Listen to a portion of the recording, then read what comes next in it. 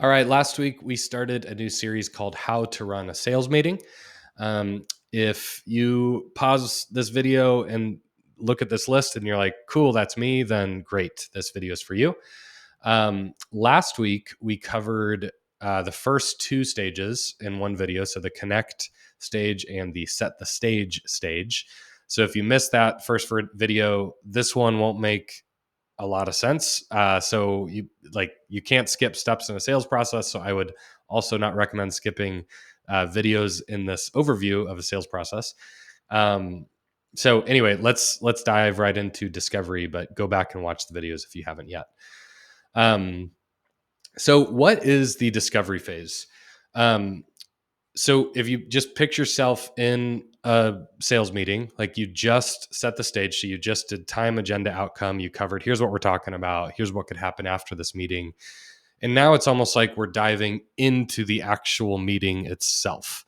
So in this phase, this is where I'm asking questions that only an expert would ask to surface real pain and business problems. So instead of pitching or selling or any of those like salesy things that come to mind, your objective here is actually to understand more about your prospect's world, like the buyer's world, so you can save everyone time and determine if there's a fit.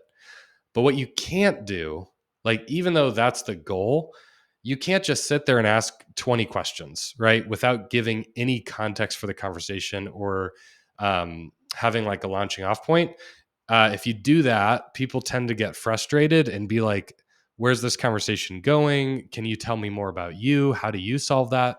So, what I like to start with is instead of just going right into asking questions, I like to almost do like a discovery prompter. So, I want to start by sharing my commercial. Now, a commercial, take the like fast food TV ad out of your mind. Like when I say commercial, I mean a brief conversational overview of who we help and the problems they were experiencing before we helped. Okay. Like when you think about a before photo and an after photo in a weight loss program, we are talking about the before photo. That's the thing that people resonate with. Everybody wants this, but they don't believe they can actually do that because they have different limitations and they're a special butterfly. But people will resonate with the before photo. So here's what a good commercial does. And the only thing I want you to focus on this week is practicing your commercial. Write it out, practice it, share it with somebody. It does four things. One, it positions your company. Positioning is simply like what comes to mind when people think of your brand and the product and service that you sell. You want people thinking about the right things. If you have too broad of a conversation, um, if you have too broad of a conversation, it's going to get off track. It might be a good conversation, but it's not the right conversation. Secondly, it establishes credibility. So again, like you're asking a question only an expert would ask. For example, in my world, I do sales consulting. So I might ask, can you walk me through every step of how people buy from you? Okay, that's like a pretty specific question. And I know that that's going to elicit um, a fairly long answer that I can start to latch onto and learn some things. Third, it's going to help the buyer or the prospect um, self qualify or self disqualify. Like, are they the right fit or the wrong fit?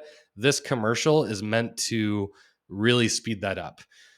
And then ultimately, it's going to tee up the rest of the conversation for a very relevant discovery on the right topics, et cetera. So rather than just like pontificate more, I'm just going to give you an example of kind of a before and after of like a mediocre commercial and then a better commercial. So let's say I am selling to dentists, which I don't do. I don't actually know much about dentistry. And I help them with marketing stuff. So, example one of a commercial. We help dentists get more patients by running paid ad campaigns on Facebook and Google. It's an end-to-end enablement platform that generates traffic and does all the work for you so you get all the results without lifting a finger. Okay? It's not actually that terrible. Like, you're not going to be embarrassed saying that out loud, but there's nothing really to latch onto. Um, it's very like logical and rational. It's not at all emotional and establishing credibility necessarily. So here is the after version. Like, here is the version that I would say if I was selling to a dentist. Again, I don't sell to dentists, so this is totally made up. So we work with dentists who get new patients entirely through word of mouth from other patients and referrals from insurance providers, both of which are unpredictable. So they've in the past asked their staff to do more with social media, but every hour they spend on Facebook is time they could be spending chairside with patients.